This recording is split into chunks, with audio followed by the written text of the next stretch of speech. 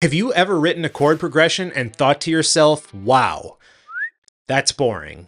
It's okay, we've all been there. That's why today I'm going to show you how you can take a boring, repetitive chord progression and spice it up just a little bit. I'm Mike from Music with Mike, and I help producers master music fundamentals so they can create music that they're proud of. In this video, you'll learn 3 ways you can take a boring, repetitive chord progression and make it powerful. Stick around because at the end, I'll share a bonus tip that I use all the time. Let's go. So here I've created a super basic 6-7-1 chord progression. We've got B flat major, C major, and D minor repeating 4 times.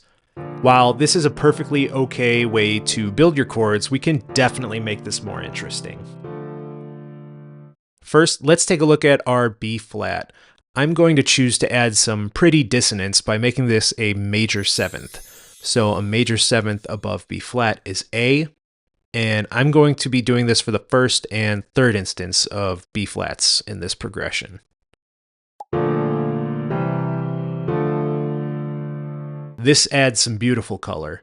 Next, I want to change up at least one instance of our D minor chord. We're going to darken up the second instance of our D minor by making it a D minor 7th. A minor 7th above D is C, so we will throw that in there.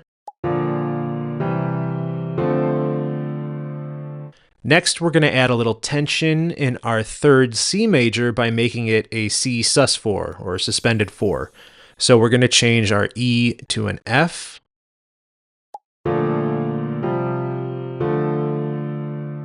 Finally, let's look at our last B flat.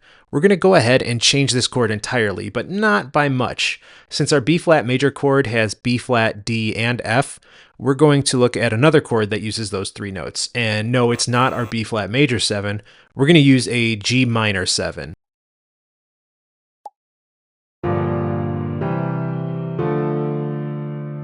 Since the 3rd, 5th, and 7th of our G minor 7 chord is actually a B flat major chord, making this switch is pretty easy. But I'm not going to stop there. We can take this a step further, and instead we're going to get rid of the F in our G minor 7 and push it up to an A, which makes this a G minor add 9.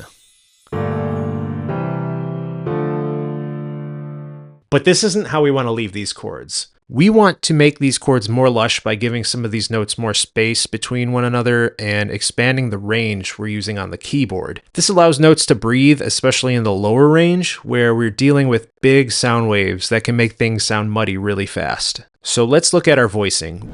Chord voicing is the arrangement and order of notes within a chord, which determines how it sounds and feels, and how it transitions to other chords. You'll see that the chords that we left as triads only have 3 notes represented, while our 7th and add 9 chords have 4 notes. So when we go from one to the other, it sounds kind of awkward and jumpy.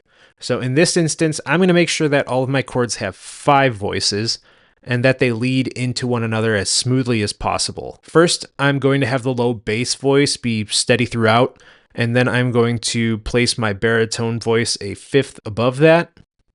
Then the 3 voices above that, I am going to set up so they don't have to move more than a 1/3 from note to note, which will give this a fairly smooth sound from chord to chord.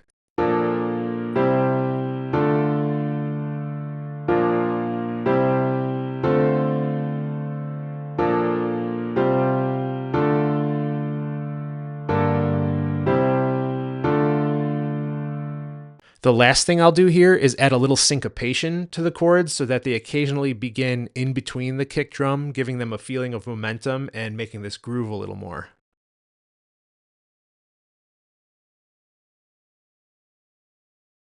Now, I promised you a bonus tip. So what I'm going to do is create a bass line to accompany these chords. I'm just going to use a little subwave and serum that reflects the bass voice that the piano is playing in our chords. And on our last time through the progression, I'm going to invert our C major chord by changing the C in our bass line to the E, a 1/3 above it.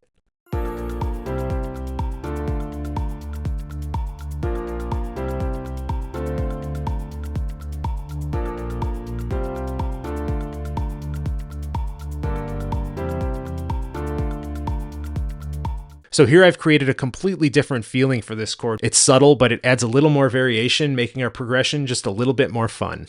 Chord progressions aren't just boring blocks of harmony. Adding chord extensions, rhythmic variation, and smooth voicing can take an amateur production and lift it to the next level. If this video helped you, hit subscribe for more production tips. Also, grab my free music theory ebook for songwriters and producers in the description of this video to learn even more about building pro chord progressions.